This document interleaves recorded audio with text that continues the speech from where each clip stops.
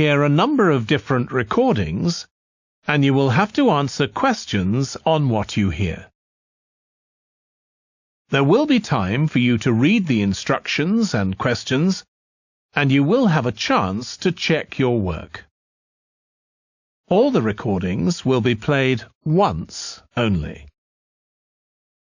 The test is in 4 sections. At the end of the test, you will be given 10 minutes to transfer your answers to an answer sheet. Now turn to Section 1.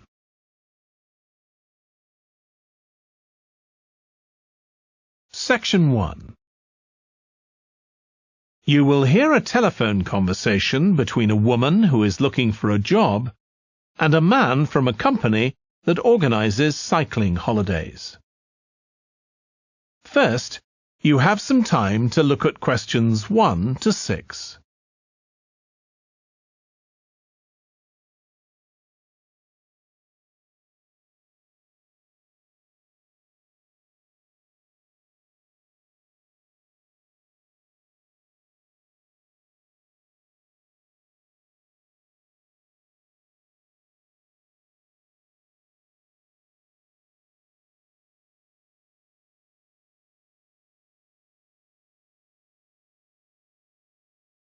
You will see that there is an example that has been done for you. On this occasion only, the conversation relating to this will be played first. Hello, Pembroke Cycling Holidays. Bob speaking. Oh, hello. I've seen your advert for people to lead cycle trips. Are you the right person to speak to? Yes, I am. Could I have your name, please? It's Margaret Smith. The woman's surname is Smith. So Smith has been written in the space.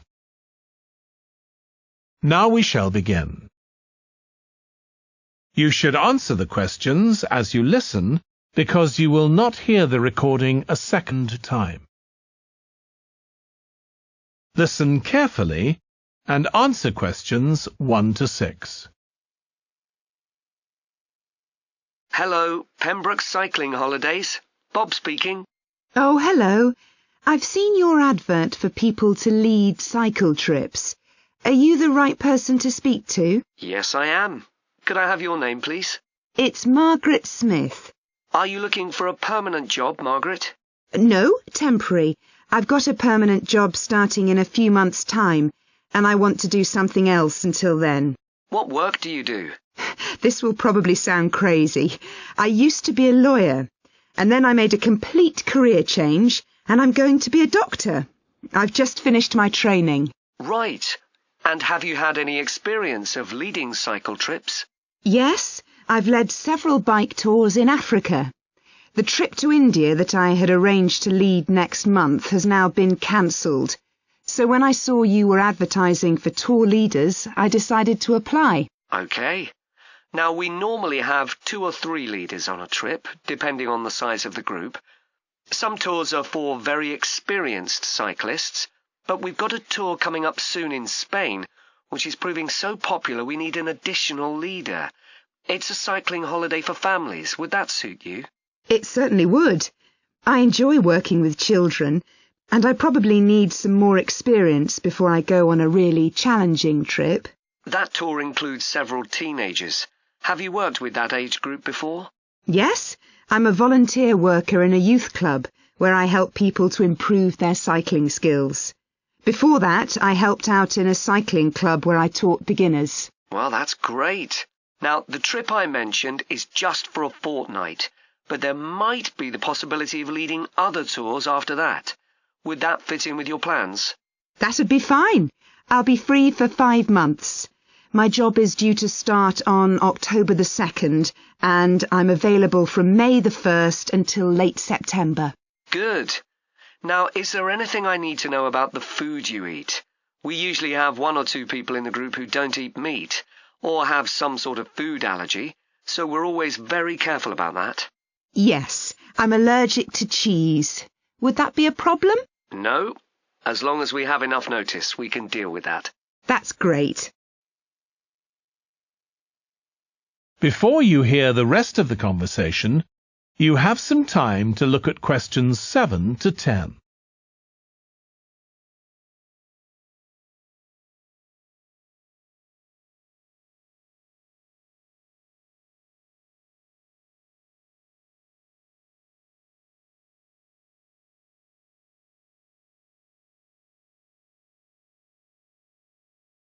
Now listen and answer questions 7 to 10. It sounds really interesting. Would you like me to fill in an application form? Yes, please. Where should I post it to? Could you send it to 27 Arbuthnot Place, Arbuthnot Place, Dumfries? And what's the postcode, please? DG7 4PH. Was that P Papa or B Bravo? P Papa. Got that. If you could return the application form by Friday this week, we can interview you on Tuesday next week. Say 2:30? Would that be possible for you? Yes, it's fine. You're quite a long way from where I live, so I'll drive over on Monday. Should I bring anything to the interview? We'll have your application form, of course, but we'll need to see any certificates you've got that are relevant in cycling, first aid, or whatever. OK. And at the interview, we'd like to find out about your experience of being a tour guide. So, could you prepare a 10-minute talk about that, please? You don't need slides or any complicated equipment, just some notes. Right. I'll start thinking about that straight away. Good. Well, we'll look forward to receiving your application form and we'll contact you to confirm the interview. Thanks very much. Thank you, Margaret. Goodbye. Bye. That is the end of section 1. You now have half a minute to check your answers.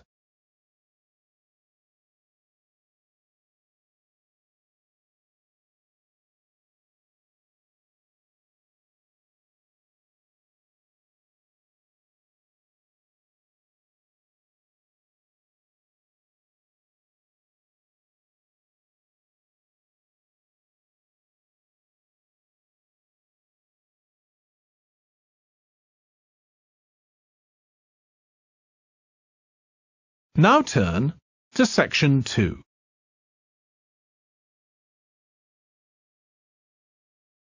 Section 2. You will hear a podcast about an area called the Sheep Market in a New Zealand city. First, you have some time to look at questions 11 to 14.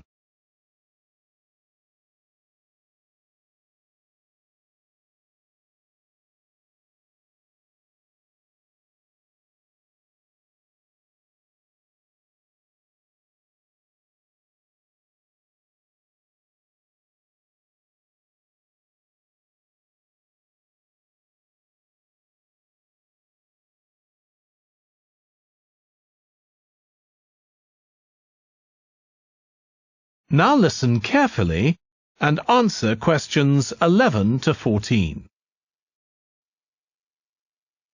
Welcome to this podcast about the sheep market, which is one of the oldest parts of the city.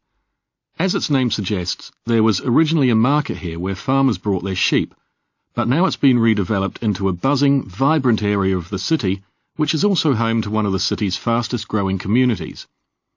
The nearby university has always meant the area's popular with students who come in to enjoy the lively nightlife, but now graduates embarking on careers in the worlds of fashion and design are buying up the new apartments recently built here to replace the small houses where the market workers used to live.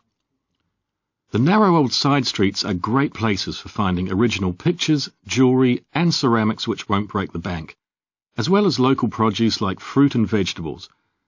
There's also lots of pavement cafes where you can have a coffee and watch tourists from all over the world go by. The oldest buildings in the area are on the main streets, including the city's first department store, built in the 1880s, which is still open today. The sheep market is a centre for fashion, and there's a policy of encouraging new young designers. The Young Fashion Competition is open to local young people who are passionate about fashion. This year they've been asked to design an outfit based on ideas from the music and technology that's part of their everyday life, using both natural and man-made fibres. The garments will be judged by a panel of experts and fashion designers, and the winning entries will be modelled at a special gala evening. Parking at the sheep market is easy.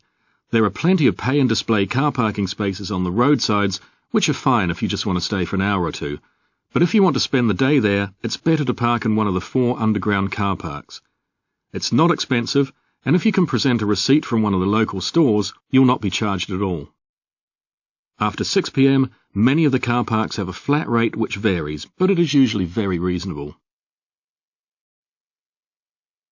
Before you hear the rest of the podcast, you have some time to look at questions 15 to 20.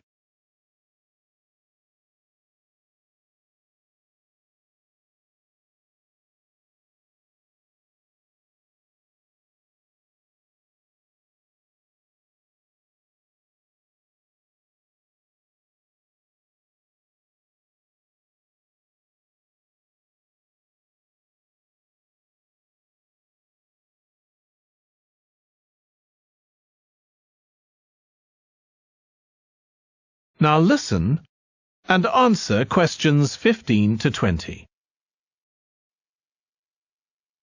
The sheep market is one of the main centres for art and history in the whole of the country. If you look at our map, you'll see some of the main attractions there.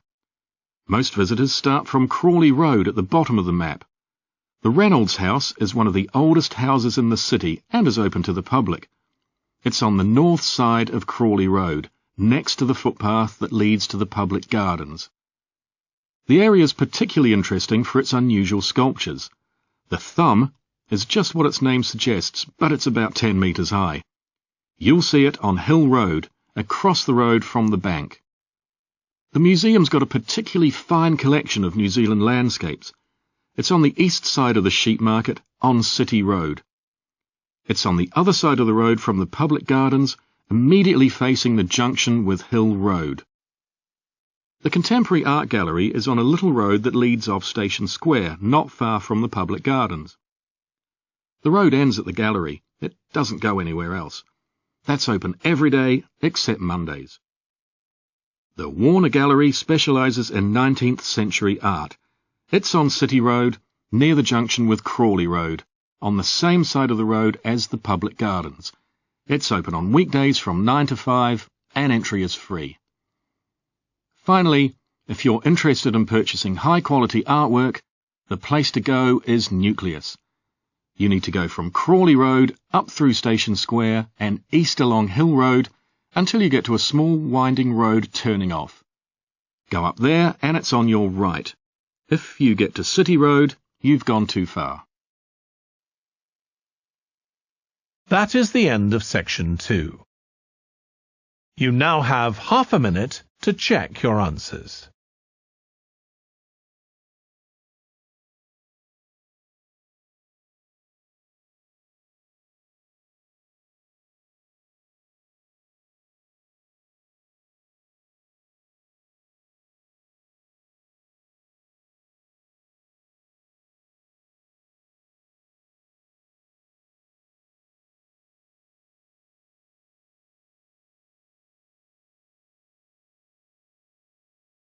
Now turn to section 3.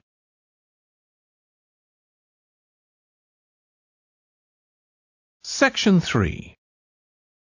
You will hear 2 students, Katie and Joe, discussing a presentation in their film studies course. First, you have some time to look at questions 21 to 24.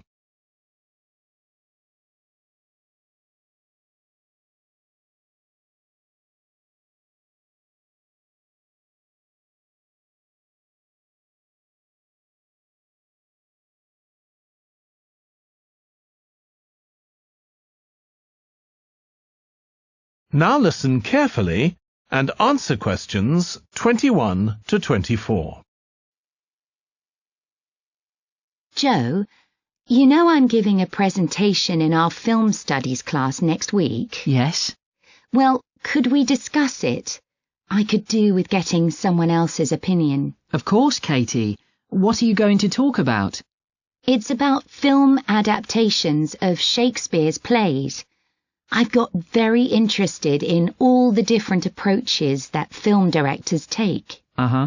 So I thought I'd start with Giannetti, who's a professor of film and literature, and in one of his books he came up with a straightforward classification of film adaptations based on how faithful they are to the original plays and novels. Right.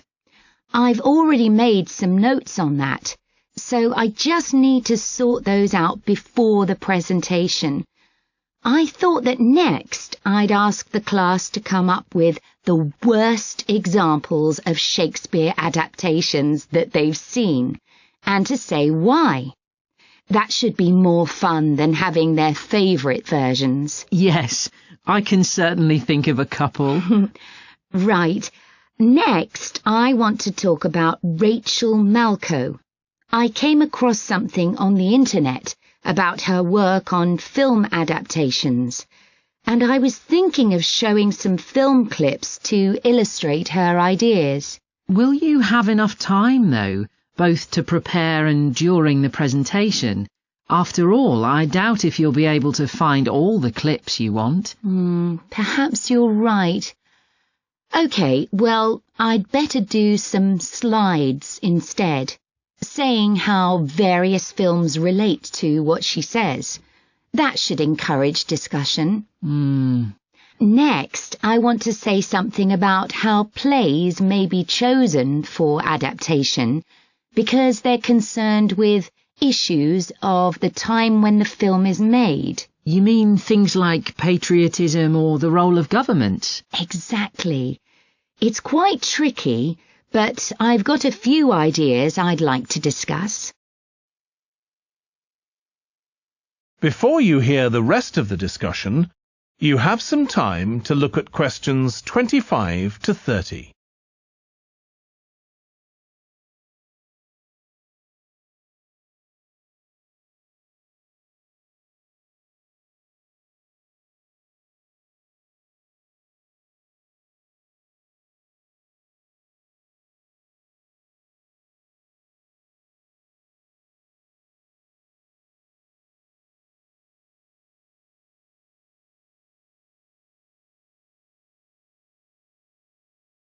Now listen and answer questions 25 to 30. And finally, I want to talk about a few adaptations that I think illustrate a range of approaches and make some comments on them. Do you know the Japanese film Ran? I haven't seen it. It was based on Shakespeare's King Lear, wasn't it? That's right. It was a very loose adaptation, using the same situation and story, but moving it to 16th century Japan instead of 16th century Britain. So, for example, the king's daughters become sons, because in Japanese culture at that time, women couldn't succeed to the throne. OK. I hope you're going to talk about the 1993 film of Much Ado About Nothing. I think that's one of the best Shakespeare films. It really brings the play to life, doesn't it? Yes, I agree. And I think filming it in Italy, where the play is set, makes you see what life was like at the time of the play. Absolutely. Right. What's next? Next, I thought Romeo and Juliet, the 1996 film, which moves the action into the present day. Yes, it worked really well, I thought, changing the two feuding families in the original to two competing business empires, even though they're speaking in the English of the original play. You'd expect it would sound really bizarre, but I found I soon got used to it. Me too.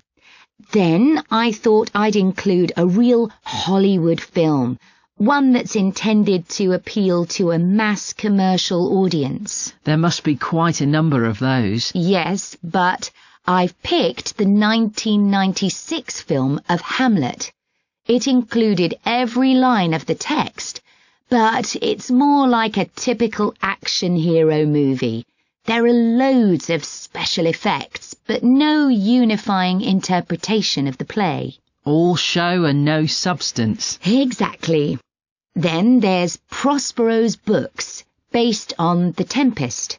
That was really innovative from a stylistic point of view. Didn't it include dance and singing and animation as well as live actors? Yes, it did. I also want to mention Looking for Richard. Did you ever see it? No, but I've read about it. It was a blend of a documentary with a few scenes from Richard III, wasn't it? That's right. It's more a way of looking into how people nowadays connect with the playwright. The play is really just the starting point. And that'll be where I finish. Well, it sounds as though it'll be very interesting. That is the end of section 3. You now have half a minute to check your answers.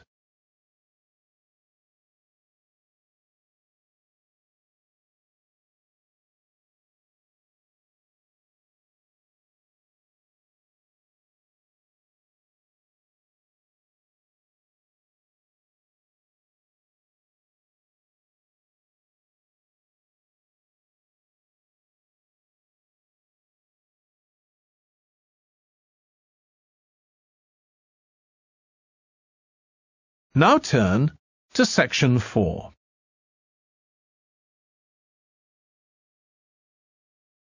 Section 4. You will hear part of a lecture about noise in cities. First, you have some time to look at questions 31 to 40.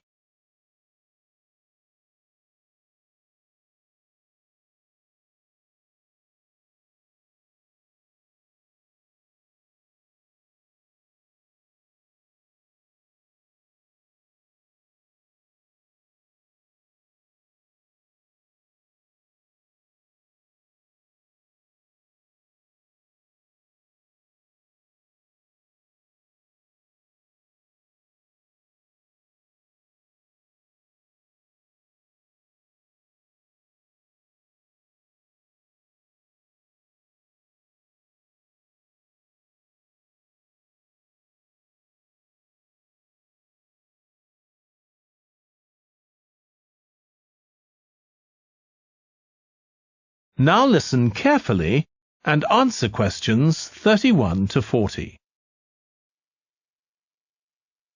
This lecture will be about the science of acoustics, the study of sound, in relation to urban environments such as cities.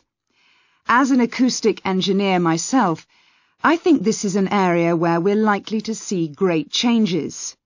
In the past, researching urban soundscapes was simple.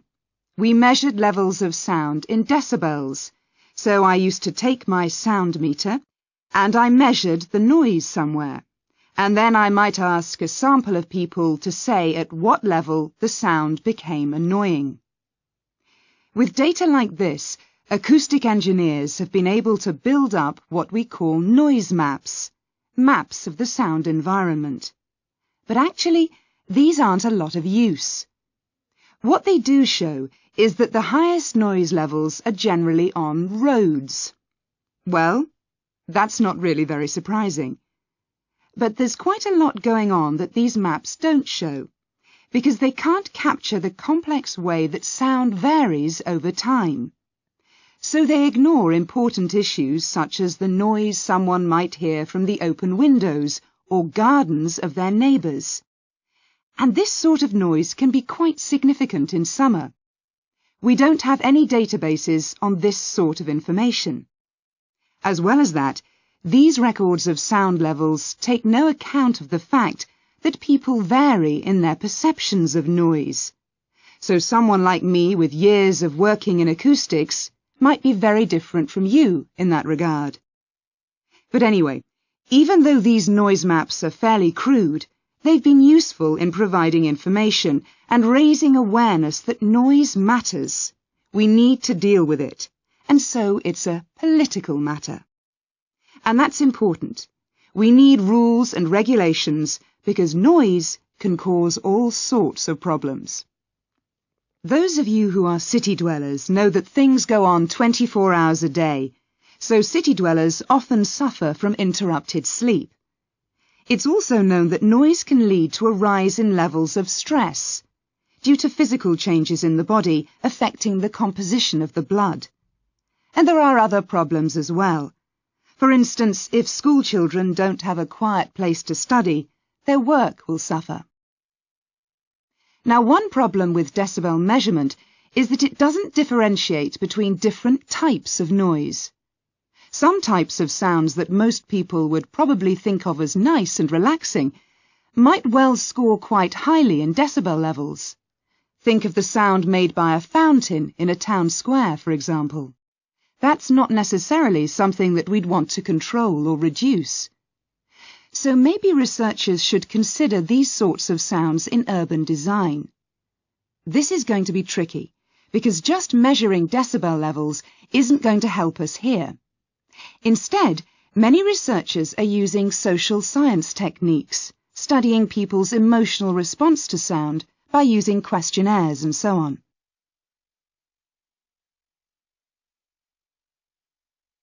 So what exactly do people want to hear in an urban environment? Some recent interdisciplinary research has come out with results that at first sight seem contradictory. A city needs to have a sense of activity, so it needs to be lively, with sounds like the clack of high heels on a pavement or the hiss of a coffee machine. But these mustn't be too intrusive, because at the same time we need to be able to relax. One of the major problems in achieving this will be getting architects and town planners to use the research. Apart from studying the basics of acoustics, these people receive very little training in this area.